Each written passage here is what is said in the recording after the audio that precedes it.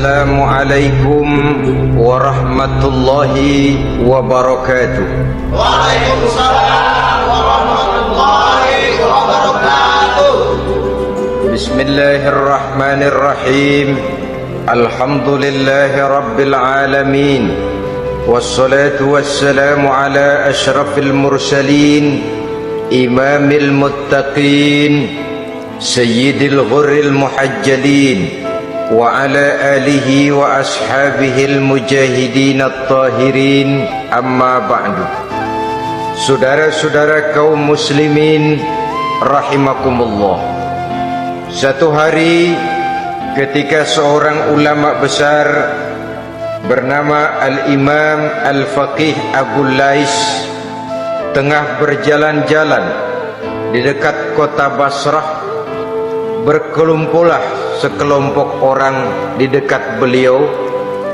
Mereka datang mengajukan satu pertanyaan.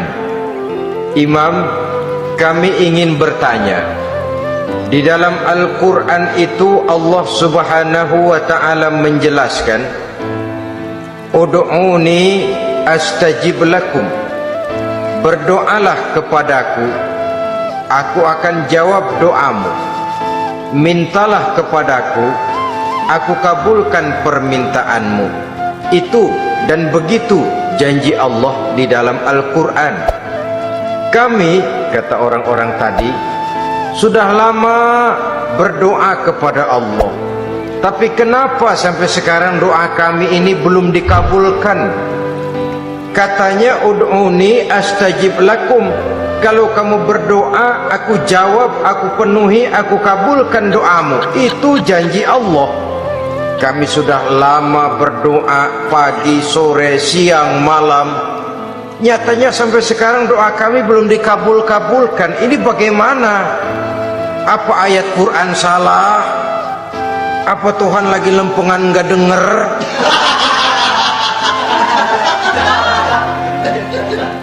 Apa doa kami yang terbalik? Kelihatannya sepele saja ini. Doa tidak didengar oleh Allah. Permohonan tidak dijawab, tidak dikabulkan oleh Allah. Tapi sebenarnya kalau kita mau merenung, kemalangan apa yang paling besar dalam kehidupan ini? Selain daripada kalau permohonan dan doa kita sudah tidak dihiraukan oleh Allah, artinya hidup sudah tidak diopeni oleh Allah.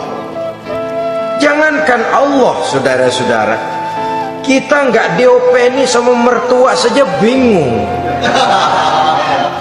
Ini mertua diem aja, kalau saya salah apa salahnya, kalau ada yang dikepengenin apa kepengenannya, boyak ngomong kenapa diem begitu. Ini tidak diopeni oleh Allah. Kemalangan apa yang lebih malang selain daripada kalau doa tidak didengar oleh Allah? Itu sudah kemalangan yang paling malang, lebih malang dari kota Malang saya kira.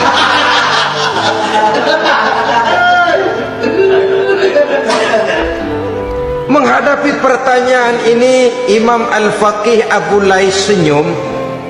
Lalu beliau berkata, tuan-tuan, tahu kenapa doa tuan-tuan tidak dijawab, permohonan tidak dikabulkan? Allah sudah tidak memperdulikan tuan-tuan ini. Kami tidak tahu, Imam, maka kami bertanya. Begini, hati tuan-tuan itu mati. Dari hati yang mati, channel tidak nyambung kepada Allah. Dari channel yang putus tidak ada getaran strom, bagaimana akan timbul gejala? Hatimu mati, jadi pantas kalau doa tidak dikabulkan, permohonan tidak dipenuhi, doa tidak terjawab, hatimu mati. Saudara-saudara kaum muslimin, dari hati yang mati ini, getaran tidak akan sampai ke hadratullah azza wa jalla.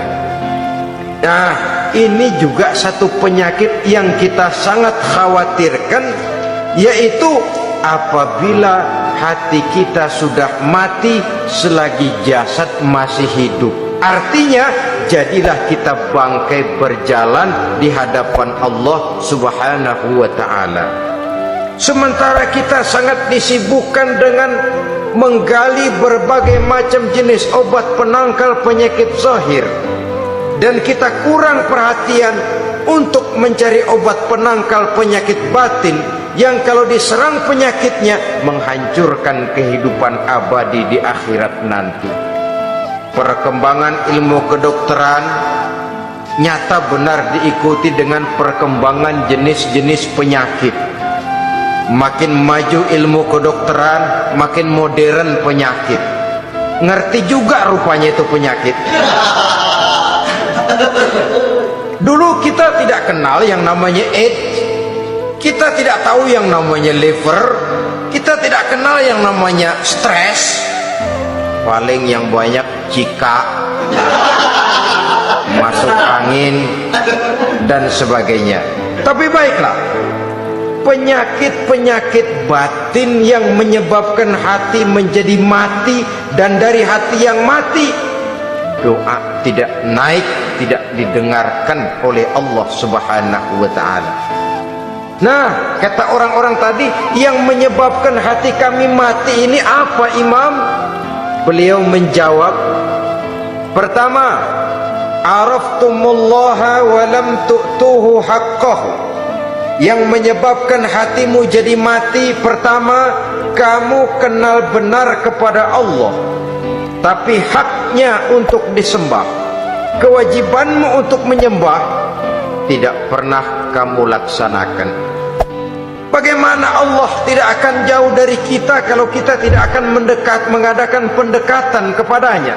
Dan pendekatan kepada Allah hanya bisa kita tempuh melalui jalur kegiatan ritual ibadah.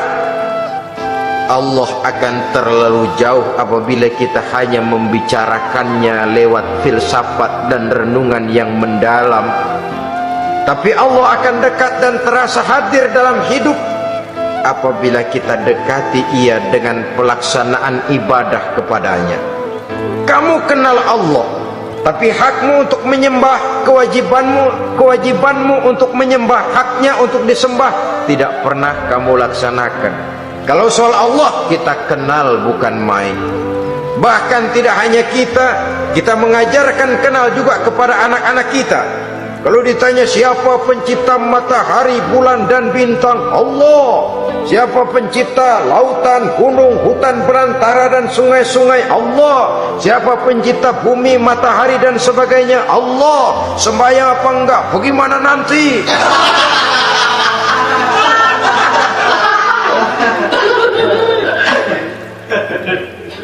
Tanpa pendekatan Allah akan jauh.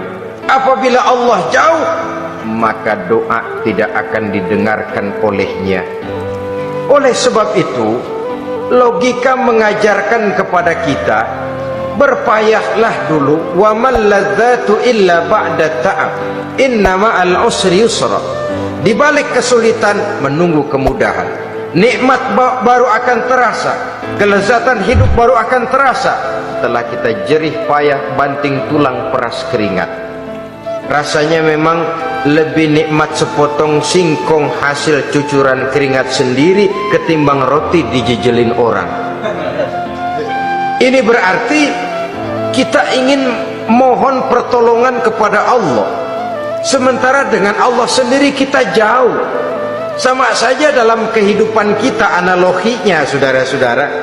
Orang tidak kenal kepada saudara, tahu-tahu jauh dari saudara, tahu-tahu datang mau minjem duit. Apa kesan saudara? Enak aja, kenal enggak, dekat enggak, datang-datang mau minjem duit. Emang duit percetakan bapak lu?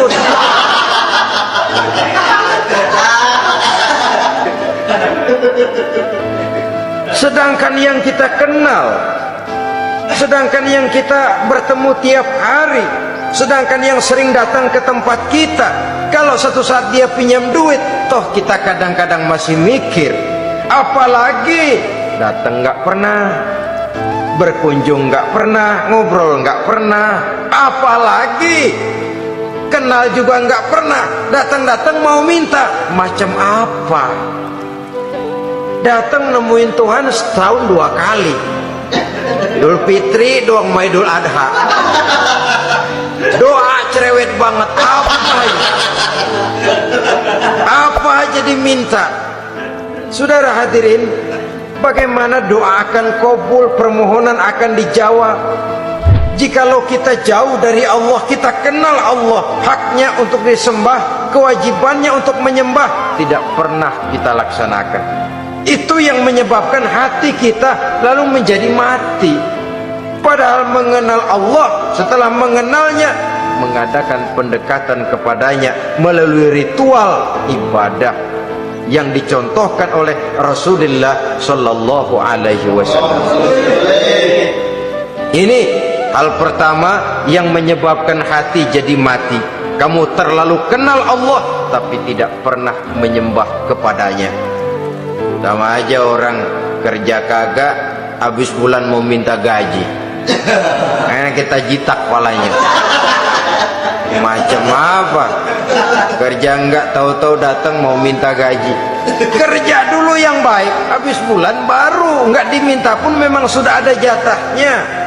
Ibadah dulu kita kepada Allah. Soal Allah memberikan karunia kepada kita, itu hak Allah. Apabila kita dekat dengannya, ibadah yang kita laksanakan benar, karunia itu akan datang kepada kita. Saudara-saudara, yang kedua yang menyebabkan hati jadi mati, qara'tumul Quran walam ta'malu bih. Kamu baca Al-Quran tapi ajarannya tidak pernah kamu amalkan. Kamu baca Quran tapi isinya kamu injak-injak. Sehingga ada peringatan dari Rasul Sallallahu Alaihi Wasallam. Beliau bersabda, "Iza azzamat ummatid dunya wa fi riwayatin dinaron wa dirhaman nuzi'at minha haibatul Islam. Wa iza turikatil amru bil ma'rufi wan nahyu 'anil munkari hurimat 'alaihim barakatul wahyi. Wa iza tasabat ummati saqatat min ainillah." 3 peringatan keras tapi yang merupakan gejala penyakit kita umat Islam diperingatkan oleh Nabi kita.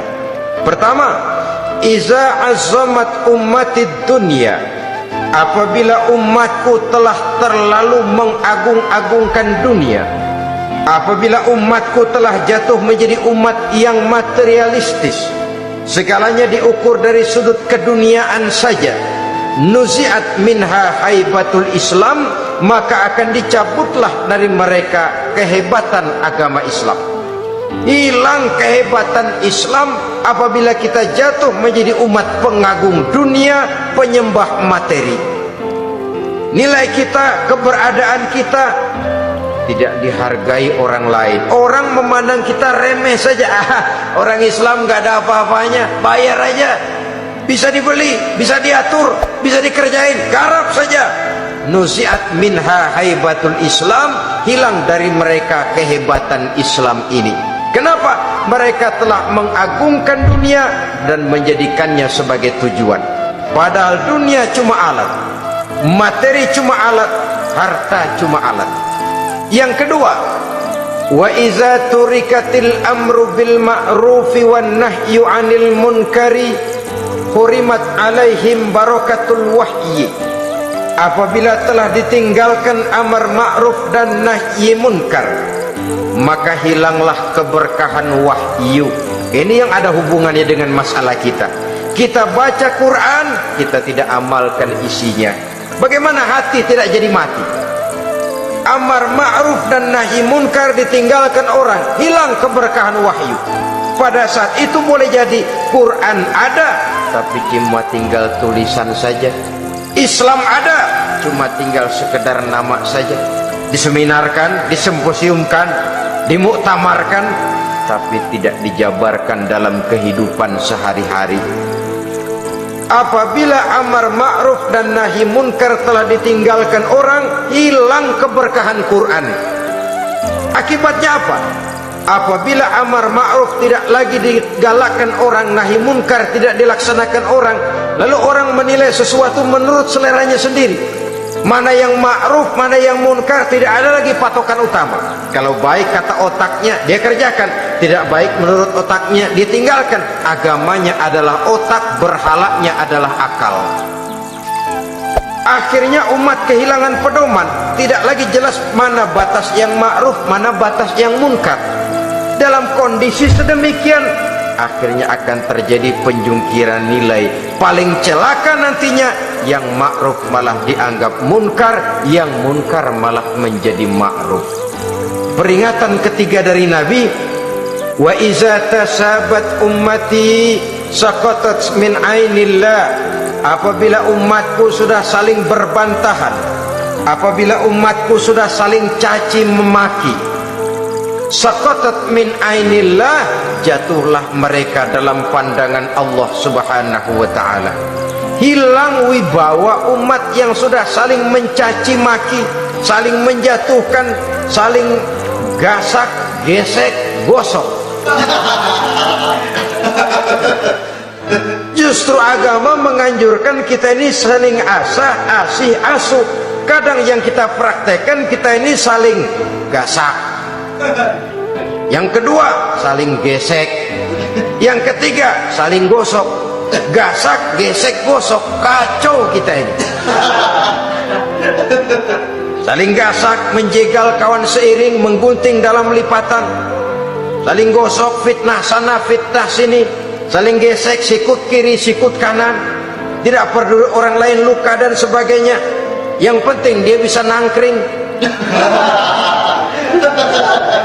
Jatuh kita dalam pandangan Allah apabila umat sudah saling mencaci maki.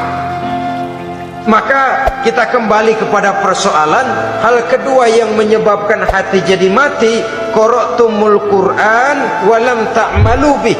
Kita baca Al-Quran tapi ajarannya nyaris tidak kita amalkan di dalam kehidupan kita. Akibatnya hati lalu jadi mati. Itu yang kedua. Yang ketiga yang menyebabkan hati jadi mati dan doa tidak terjawab, itta'aitum annakum min ummati Muhammadin sallallahu alaihi wasallam walam ta'malu bisunnatihi. Kamu mengaku, kamu memproklamirkan diri sebagai umatnya Nabi Muhammad, tapi sunnahnya tidak pernah kamu amalkan. Malahan perkembangan paling akhir bukan saja tidak mau mengamalkan sunnah, malah mengingkari sunnah. Inna lillahi wa inna ilaihi raji'un. Oh, Nabi Muhammad itu manusia biasa seperti kita. Sebagai manusia dia bisa salah. Dan ternyata hadis banyak yang palsu. Yang otentik cuma Quran, selebihnya adalah sejarah. Tidak ada itu sunnah, langsung saja kepada Quran. Oh, hadis itu bukan sumber hukum. Oh, tidak perlu mengamalkan sunnah. Saudara-saudara kaum muslimin, mengaku kita umat Nabi, tapi sunnahnya kita campakkan, tidak kita amalkan. Setelah tidak kita amalkan, kita campakkan. Setelah kita campakkan, kita ingkari pula. Inna lillahi wa inna ilaihi raji'un. Bagaimana hati tidak jadi mati? Kalau siang malam kita memproklamirkan diri sebagai umat Nabi Muhammad, sementara sunnahnya kita campakkan, kita abaikan, dan kita ingkari dia sunnah itu. Padahal jikalau sekarang kita mengenal Islam, jikalau kita sekarang mengerti halal haram, tahu hak batil, bisa memilah dan memilih antara yang ma'ruf dengan yang munkar, itu utamanya adalah karena jasa Nabi Muhammad SAW, yang dari generasi ke generasi dilanjutkan oleh para sahabat, oleh tabi'in, oleh tabi'it tabi'in, terus oleh para ulama-ulama sampai kepada kita sekarang ini.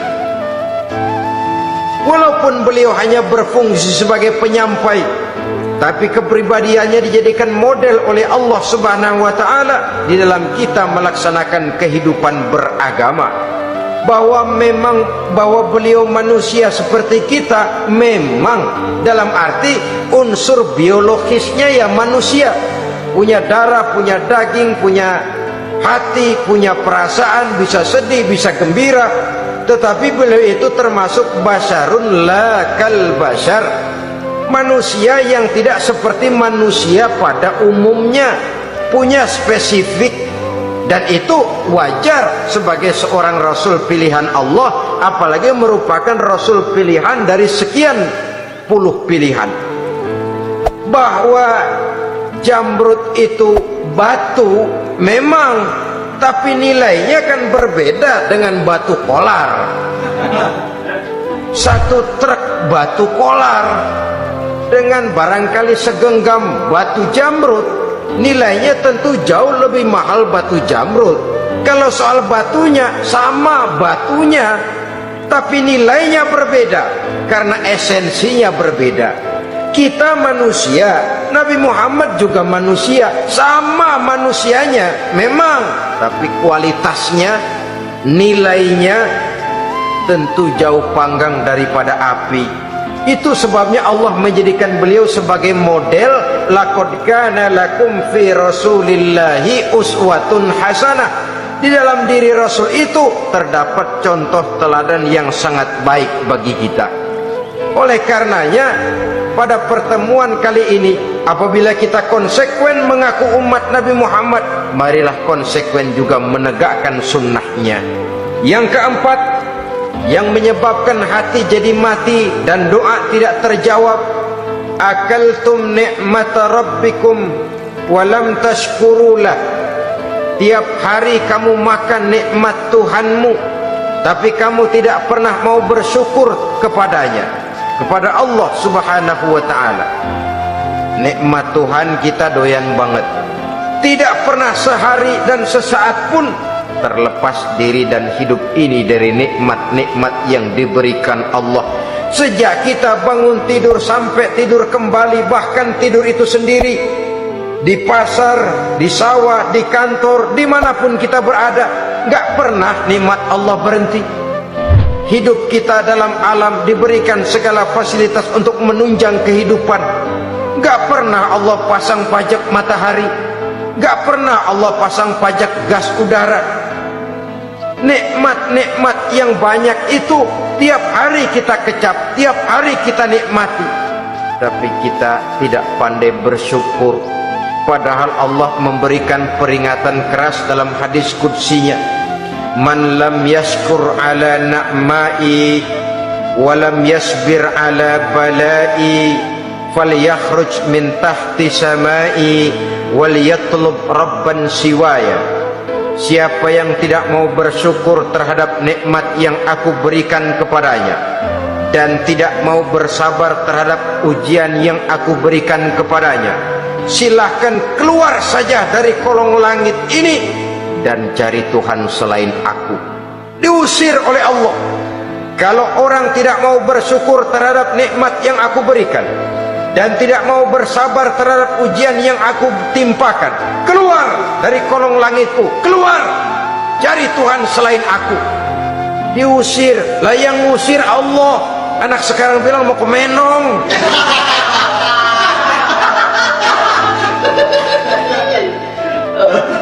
Kalau diusir kita dari Jakarta, masih bisa pindah ke Bandung. Diusir kita dari Bandung, bisa pindah ke Jogja, Solo. Diusir kita dari Indonesia, bisa pindah ke Singapura, Malaysia. Diusir dari kolong langit, mau cari langit mana lagi? Kalau kau tidak mau mensyukuri nikmat, tidak sabar terhadap ujian yang aku berikan kepadamu, keluar saja, keluar dari kolong langitku ini, cari Tuhan selain aku. Kalau istilah kita mah Tuhan jengkel banget udah itu. Nikmatku yang nikmat yang aku berikan kau makan, tapi kepadaku engkau tidak pernah mau bersyukur. Saudara-saudara kaum muslimin rahimakumullah, wajar. Kita dulunya tidak ada, sekarang ada nikmat. Susunan biologis manusiawi kita demikian cantik, nikmat. Tinggal di bumi, fasilitas yang kita perlukan disediakan, tinggal kita, kemampuan kita mengelolanya. Nikmat. Diberikan kita otak yang membedakan kita dengan binatang, nikmat. Diberikan kita agama, diutus para rasul untuk jadi model dalam kehidupan kita, nikmat. Kalau cara kita emang kurang apa sih? Apa yang kurang, hai manusia? Engkau tidak ada, aku adakan. Kalau aku perintahkan kau tinggal di bulan, mungkin kau tidak akan sanggup hidup. Begitu lahir juga kelepek-kelepek habis. Ya nggak ada HO2 toh di bulan, mau ngisap apa? Aku tinggalkan kau, aku perintahkan tinggal di permukaan bumi. Alamnya indah, fasilitas serba menunjang. Nikmati semuanya, semuanya untuk kamu, semuanya. Satu pintaku, syukuri nikmat yang aku berikan kepadamu. Ya bukan cuma syukur dalam ucapan, syukur dalam perbuatan. Banyak nikmat yang diterima, makin banyak dia sujud, makin banyak dia ruku, makin banyak dia mengadakan pendekatan kepada Allah. Syukur dalam artian berupa tindakan dan perbuatan, mempergunakan nikmat sesuai dengan kehendak yang memberikan nikmat itu sendiri kepada kita. Saudara-saudara kaum muslimin rahimakumullah, ini penyakit yang keempat.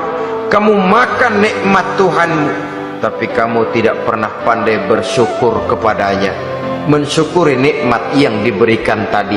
Bagaimana hati tidak jadi mati? Kita sibuk mempersolek jasmani, mencari obat penangkal penyakit zahir. Maka yang ramai di zaman sekarang, saudara lihat, salon, fitness, senam, macam-macam jenis. Tidak ada salahnya dan tidak ada jeleknya.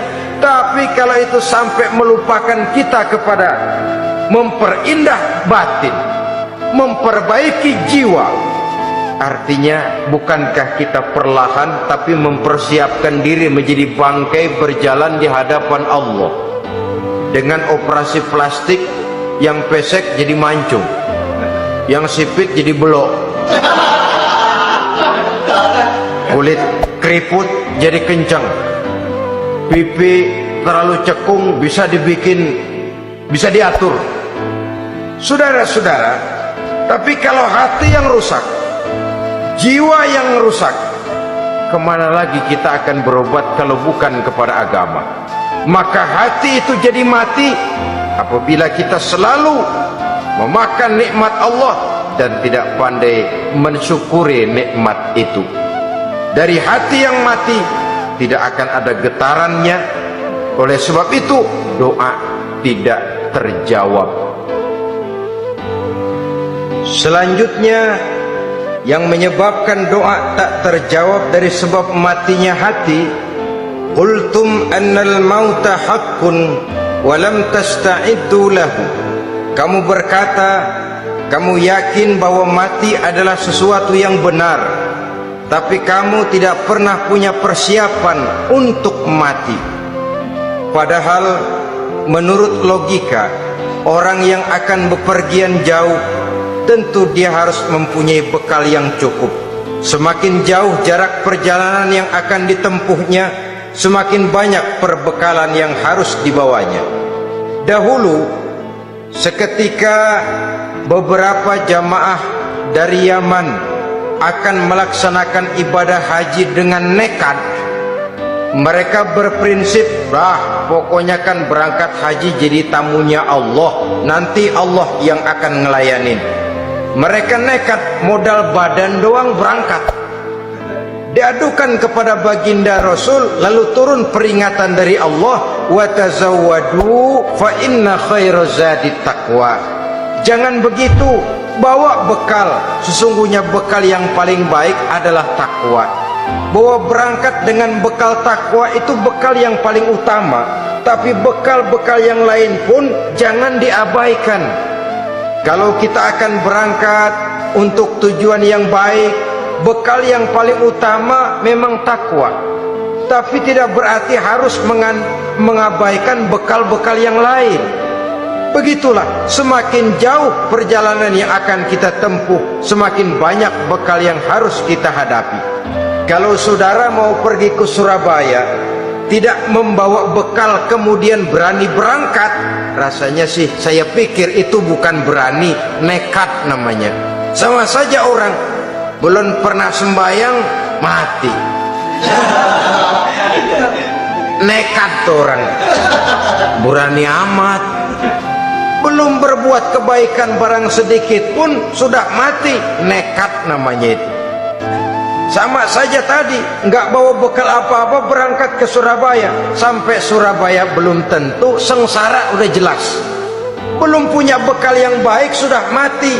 Sampai ke surga belum tentu, tapi kebelangsak dan sengsara rasa-rasanya pasti itu. Oleh karena itu, kalau kita yakin mati sesuatu yang benar, sesuatu yang pasti datang menimpa, maka hendaklah kita mempersiapkan bekal. Kemudian idda'aitumun najata minan nar wa ramaitum fiha anfusakum. Kamu memproklamirkan diri ingin selamat dari neraka, tapi kamu lemparkan dirimu ke dalam neraka. Bagaimanapun bajingannya bajingan, kalau ditanya ente mau masuk neraka enggak? Jawabannya pasti enggak. Itu pasti perbuatannya sendiri yang melemparkan dirinya ke dalam neraka, membiarkan dirinya berlarut-larut, bertimbun-timbun dalam dosa dan kesalahan, dan tidak akan ada niatan untuk memperbaiki diri. Hanyut di meja judi, habis ditelan minuman keras, fitnah sana fitnah sini, hasud sana hasud sini. Padahal mulutnya ingin selamat dari neraka, perbuatannya malah melemparkan dirinya ke dalam api neraka. Tidak ada orang yang lebih sayang kepada diri kita selain kita sendiri. Dan menyayangi diri itu tidak cuma dengan memandikannya sehari 3 kali, memakaikannya parfum dengan segala macam merek, memakai sabun yang wangi-wangi, minyak yang harum-harum. Lebih daripada itu, jaga dan sayangi diri. Jangan jatuhkan dia ke dalam perbuatan-perbuatan yang bisa menjerumuskan diri itu ke dalam neraka.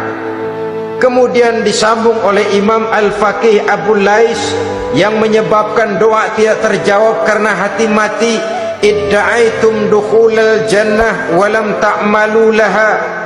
Kamu ingin masuk surga, tapi kamu berat mengamalkan perbuatan yang bisa menyampaikan kamu ke surga. Semua kita kalau ditanya mau masuk surga, mau, tapi jarang yang berlomba melakukan perbuatan-perbuatan yang bisa menyampaikan kita ke surga. Kemudian yang terakhir kata Imam Al-Faqih Abu Lais, dafantum mautakum walam ta'tabiru laha. Kamu menguburkan orang yang mati di antara kamu, tapi kamu tidak bisa mengambil iktibar, tidak bisa mengambil pelajaran dari mayit yang jenazah yang kau kuburkan itu. Mestinya kan nguburin orang tuh membuat sadar. Iya, kalau sekarang dia saya baringkan di liang lahat menghadap ke arah kiblat, bantalnya tanah, setelah itu ditutup dengan papan, lalu ditimbun dengan tanah.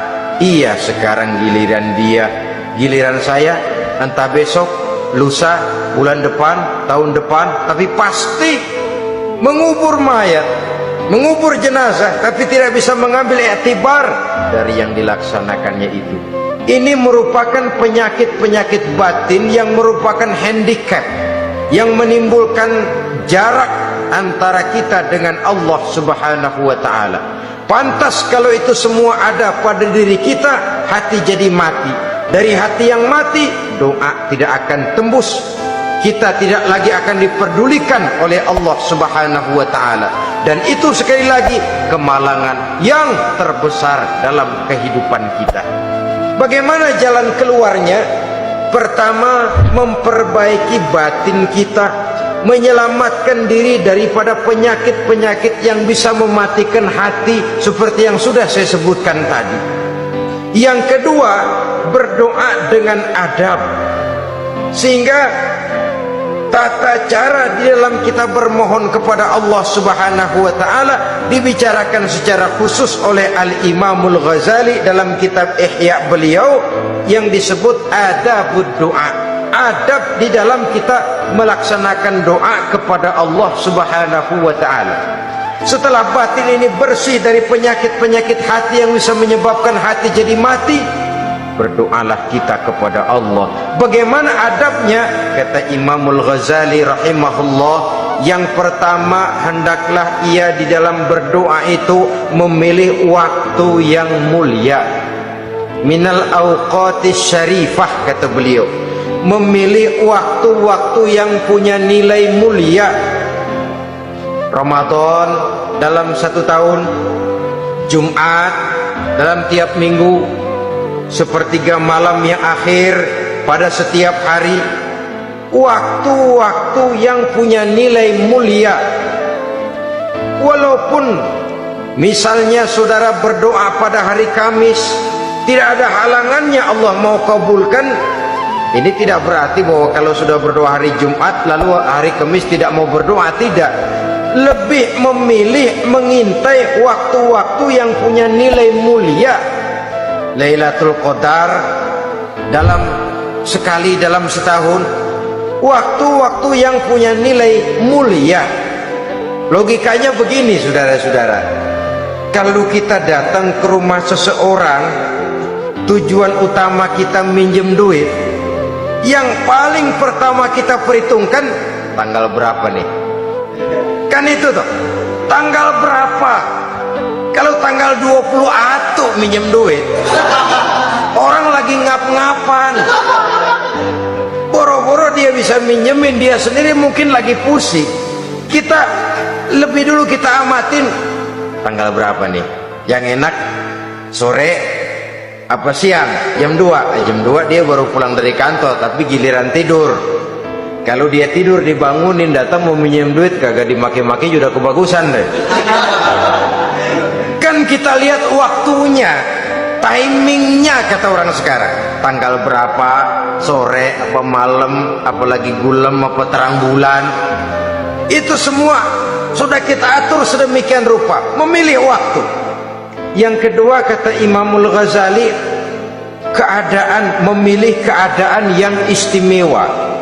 Kalau tadi soal waktu, yang kedua soal keadaan. Ada situasi-situasi di mana doa itu diijabah oleh Allah Subhanahu wa taala. Di antaranya kata Imam Abi Hurairah, "Inda zahbi sufuf fi sabilillah." Pada waktu mengatur barisan perang membela agama, di situ doa kabul. Inda nuzulil ghais, ketika turun gerimis, di situ doa makbul. Inda iqamis sholat, ketika sholat mau didirikan, riwayat lain bainal azan wal iqamah, antara azan dan qomat, di situ doa makbul. Itu memilih keadaan-keadaan. Kemudian yang ketiga, kata beliau, berdoa menghadap kiblat. Ya, apa kalau doa madhab mudik Tuhan gak tahu? Tahu. Tuhan gak dengar? Dengar, cuma lebih etis. Lebih etis kalau kita berdoa menghadap ke arah kiblat. Saudara-saudara kaum muslimin rahimakumullah. Yang keempat, khifdus saut, menyederhanakan suara. Tidak terlalu keras, juga tidak terdengar orang lain, apalagi kalau doa kita diaminkan oleh orang lain. Tidak usah terlalu keras. Kenapa? Karena Allah yang kita meminta kepadanya bukan zat yang tuli, bukan zat yang buta, bukan zat yang tidak dengar, bahkan dia maha dengar. Juga tidak terlalu seperti orang berbisik-bisik, apalagi kalau doanya doa bersama-sama. Tapi kadang-kadang terdorong oleh husnuzon dari para makmum saja. Tidak peduli apa yang dibaca oleh imam, yang kedengaran cuma amin aja kerengan. Amin amin amin amin amin amin.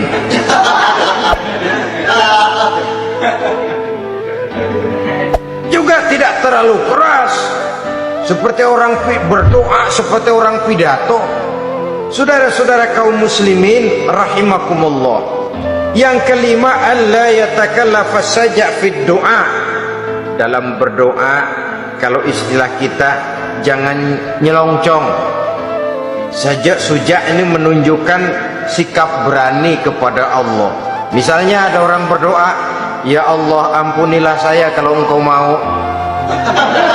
Kalau Allah mau. Kasihanilah saya ya Allah kalau engkau mau. Itu doa orang songong. Atau sama saja, ya Allah berilah saya rezeki dikit aja. Emang kenapa pakai begitu? Allah yatakallafa saja fid doa. Yang keenam kata Imamul Ghazali, at-tadarru' wal khusyu'. Dengan tadarru' dan khusyuk, dengan sikap tawadhu, benar-benar ya seperti kita lah kalau datang memang menghajatkan pertolongan dari seseorang, segala action kita atur supaya hajat kita itu kabul, kan begitu. Kadang-kadang istilah orang kalau perlu ngesor mah ngesor dah, yang penting permintaan dikabulkan, gitu saja. Kita lihat sekarang ini ramai orang bicara soal film-film Parno. Kelihatannya pendatang-pendatang baru pokoknya asal bisa main dah, bugil ya bugil dah. Yang penting nyohor, bisa tampil. Walaupun dalinya semua sama, mula-mula cuma iseng. Adegan panas bagaimana? Kalau tuntutan skenario apa boleh buat? Apa boleh buat? Emang nggak bisa milih. Setelah film beredar baru saya juga jijik ngeliat, ya tadi kemana waktu bikin? Udah jadi baru jijik, bikinnya merem memang itu.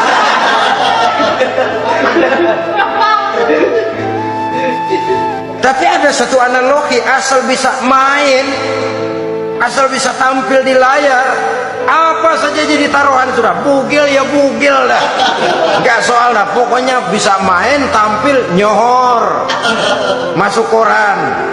Udah seperti kata-kata orang Arab, bul ala zamzam fatu'raf. Kalau pengen terkenal kencingin sumur Zamzam. Artinya apa? Bikin yang aneh-aneh, yang orang nggak kerjain, ntar ngetop. Yang ngetop lempengan jeleknya. Sumur Zamzam dikencingin, kan nyohor itu. Sedunia orang kenal. Kenapa? Gila. Saudara-saudara kaum muslimin rahimakumullah, sangat kita sayangkan kalau lalu orang berlomba-lomba dengan cuma modal paha mulus, wajah cantik, dimauin apa saja mau, lalu bisa tampil. Akibatnya yang jadi korban adalah anak-anak kita, disuguhi tontonan-tontonan yang meracuni jiwa mereka. Walaupun akibatnya barangkali ya lain, seperti band orkes dengan film memang akibatnya tidak langsung ya. Kalau band orkes akibatnya langsung, dia bisa berantem di tempat lokasi. Film orang nonton tahu dia di tempat itu, bukan di tempat itu dia praktek, pulang jadi pikiran dia, tadi serem ya, ntar kalau ada kesempatan kita praktek. Nah, ikal ngancemnya itu yang gak enak. Tapi yang saya analogkan dengan persoalan kita, tingkah pola artis apapun dilakukan asal bisa main. Nah itu tuh, asal dapat kesempatan acting, dalihnya ya tuntutan skenario lah, iseng lah, macem-macem lah. Tapi yang jelas satu target, saya harus dapat kesempatan main. Untuk sampai ke situ cara apa saja harus saya tempuh. Tidak peduli harus menginjak-injak norma dan budaya bangsa yang luhur, tidak peduli harus bertentangan dengan kaidah agama, tidak peduli hasilnya meracuni umat masyarakat, terutama generasi muda. Yang penting kan ngetop. Saudara-saudara, baiklah ya, itu soal lain. Tapi soal kita ialah at-tadarru wal khusyu', bermohon kepada Allah dengan tadarru', khusyuk dan tawadhu. Seperti kalau kita mau bermohon kepada seseorang, kita malah merendahkan diri.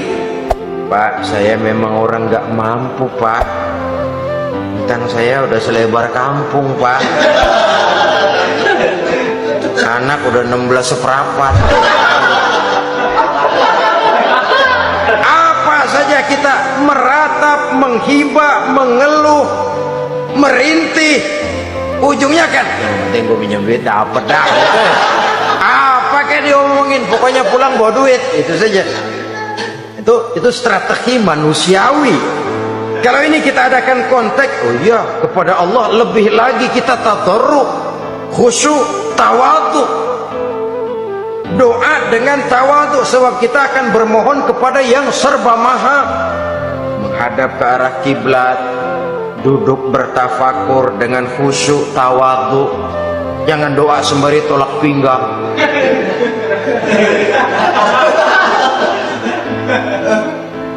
Yang ketujuh, kata Imamul Ghazali, ayyujzimad du'a wa yuqina bil ijabah. Hendaknya dia menjazamkan doanya itu dan yakin bahwa doanya akan dikabulkan oleh Allah. Sebab kata Nabi, innallaha la yaqbalu du'aan min qalbin ghafilin lahin. Allah subhanahu wa ta'ala tidak akan menerima doa dari hati yang lalai dan main-main. Doa ke orang ugah-ugahan.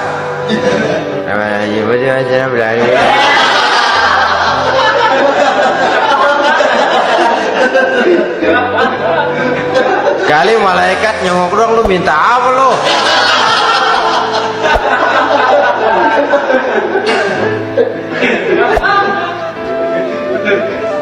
Seperti tadi itu, kita datang mau minjem duit sama orang, ngomongnya ogah-ogahan. Minjem duit dikasih syukur enggak, ya udah. Ya enggak dah, enggak dikasih sudah. Kenapa? Mintanya begitu, enggak serius dan enggak yakin bahwa doanya akan dikabulkan. Kalau kita sudah punya keyakinan, jangan-jangan doa saya enggak diterima Allah. Enggak. Ana, kata Allah, ana inda zonni abdi bi. Aku sih bagaimana menurut sangka hambaku kepadaku saja. Kalau sangkanya baik, aku baik. Kalau sangkanya doanya dikabulkan, aku kabulkan. So itu doa harus dengan pasti dan harus dengan yakin doa itu akan dikabulkan dan meluruskan harapan, membenarkan cita-cita, meluruskan maksud apabila doa itu dikabulkan oleh Allah Subhanahu wa ta'ala. Saudara-saudara, oleh karenanya jangan doa setengah hati, jangan berdoa sambil main-main, apalagi menghadap kiblat dengan dua tangan terangkat sebagaimana dicontohkan oleh Rasulullah Sallallahu Alaihi Wasallam. Bahwa berdoa tanpa mengangkat kedua tangan pun Allah tahu, Allah dengar, tapi kelihatannya kurang serius, seolah-olah terserah ada Tuhan, mau dikasih ya kasih, enggak ya udah. Seolah-olah kita tidak serius dalam berdoa. Kemudian yang berikutnya, kata Imamul Ghazali, ayyaftatahad du'a bi zikrillah fala yabda'u bi su'al. Hendaknya dia mulai berdoa itu dengan menyebut nama Allah, berzikir kepada Allah. Fala yabda'u bisu'al, jangan langsung memulai dengan permintaan. Ini tata krama etisnya. Sama juga orang kirim surat, salam sejahtera kami haturkan, padahal mah nggak ada itu juga nggak apa-apa. Itu kan maksud mukaddimah saja. Besar harapan kami semoga Bapak dan seluruh keluarga di sini pun berada dalam keadaan sehat walafiat. Selanjutnya kami telah dengar dari berbagai teman tentang kedermawanan Bapak, tentang bantuan Bapak di berbagai bidang yang menyangkut sosial pendidikan. Sehubungan dengan itu maka kami bermaksud mengajukan permohonan. Baru masuk itu mah 15 kalimat kesonoin, urusan lain. Intinya sehubungan dengan itu kami bermaksud memohon kepada Bapak. Kita mulai, salam sejahtera kami haturkan, bersama ini pula kami, macam-macam lah. Sama juga seperti tadi itu, kita datang mau minjem duit, datang karena kita tahu datang habis bulan, malam terang bulan, udaranya sejuk, ngobrol lah kita, dapet teh. Apa kabar Pak? Baik. Aduh Bapak sih untung dah Pak, kaya, pemurah lagi. Saya tahu Bapak banyak nyumbang di mana-mana. Di Angon aja tuh orang di Angon.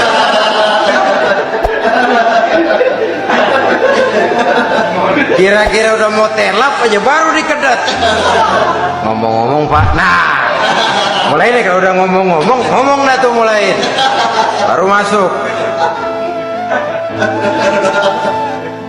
Jadi etisnya berdoa itu dimulai dengan zikrullah. Karena itu umumnya dimulai dengan Alhamdulillahi Rabbil Alamin. Kita puji dulu Allah. Alhamdulillahi Rabbil Alamin hamdan yuwafi ni'amahu wa yukafi'u mazidah. Kita puji dulu Allah. Seperti orang tadi lah. Kita puji dulu kebaikannya. Walaupun pada akhirnya kita minjem duitnya. Sebenarnya Allah nggak perlu dipuji toh. Dipuji atau tidak Allah tetap termulia. Ini etis manusia. Allah tidak berharap untuk dipuji oleh manusia. Allah tidak untung seluruh alam memujinya. Manusia mau memuji atau tidak itu urusan manusia sendiri. Allah tidak minta untuk dipuji. Allah juga tidak gila kepada pujian. Kalau kita memulai doa dengan pujian, etis kita kepada Allah Subhanahu wa taala di dalam kita bermohon kepadanya. Saudara-saudara kaum muslimin rahimakumullah. Kemudian menyesuaikan doa dengan kondisi. Ini termasuk syarat batin ya. Taubat, waraddul mazalim, kata Imam Ghazali, menolak segala macam kezoliman. Artinya kalau berdoa tuh tahu diri. Kalau gaji kita sebulan 700 atau 800 900 ribu, berdoa minta rezeki 1 juta, itu tahu diri namanya. Kan cuman kurang 100 ribu. Ya, kalau kerja kagak minta gajian 1 juta. Pengen doa dikabulkan, rasanya secara etis nggak tahu diri orang berdoa seperti itu. Orang datang mau minta duit, mau pinjam duit kepada kita, kan kita lihat kira-kira mampu ngembaliin nggak nih orang. Kita lihat, kita evaluasi kemungkinannya. Lalu si yang minjem tentu tahu diri. Kalau memang kekuatannya ngembaliin tidak seperti kekuatannya mulangin, hendaknya dia timbang rasa. Begitu juga kepada kita etisnya kepada Allah Subhanahu wa ta'ala. Tahu diri, menyesuaikan doa dengan keadaan. Kalau tidak ada gap terlalu jauh panggang daripada api, nanti nasibnya bagai si pungguk merindukan bulan. Apabila adab-adab di dalam berdoa ini kita perhatikan, sejak dia dari adab yang zahir sampai kepada adab yang batin, kemudian penyakit-penyakit yang membuat hati itu jadi mati, maka insya Allah doa kita dijabah oleh Allah Subhanahu wa ta'ala. Dalam Al-Baqarah ayat 186, Allah Subhanahu wa ta'ala menjelaskan, wa iza sa'alaka ibadi anni fa inni qarib ujibu da'watad da'i iza da'ani falyastajibu li wal yu'minu bi la'allahum yarshudun. Apabila hambaku bertanya kepadamu Muhammad tentang aku, kata Allah, fa inni qarib, katakan kepadanya aku dekat sekali dengan mereka. Ujibu da'watad da'i iza da'ani, aku akan jawab, aku kabulkan permohonan orang-orang yang berdoa kepadaku. Falyastajibuli wal yu'minu bi, maka hendaknya mereka juga menjawab panggilanku atas dasar iman kepadaku. La'allahum yarshudun, semoga dengan ini mereka kelak mendapat petunjuk. Saudara-saudara, Al-Baqarah 186 ini dengan nyata menjelaskan kepada kita, Allah akan menjawab doa, mengabulkan permohonan apabila kita falyastajibuli wal yu'minu bi, juga menjawab panggilan Allah atas dasar beriman kepadanya. Logikanya tadi itu, araftumullaha wa lam tu'tuhu haqqahu. Kita tidak pernah mau menjawab panggilan Allah sementara kita berharap doa kita dijawab oleh Allah. Apa enggak pincang? Apa enggak berat sebelah? Panggilan Allah kita berat memenuhinya, sementara kita sangat berharap agar permohonan kita, seruan kita dikabulkan oleh Allah. Menjawab panggilan Allah atas dasar beriman kepadanya. Kenapa? Ada orang menjawab panggilan bukan berdasarkan iman, tapi karena target lain. Datang sembahyang Jumat paling dulu, target utamanya pulang juga paling dulu nyabet sendal, nyabet sepatu. Menjawabnya ya, tapi tidak karena iman. Jadi apabila kita rajin menjawab panggilan Allah atas dasar beriman kepadanya, maka seruan, permohonan, doa niscaya dikabulkan olehnya. Ini saja, mudah-mudahan ada manfaatnya. Terima kasih atas segala perhatian, mohon maaf atas segala kekurangan.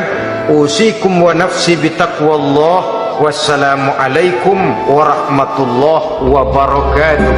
Waalaikumsalam warahmatullahi wabarakatuh.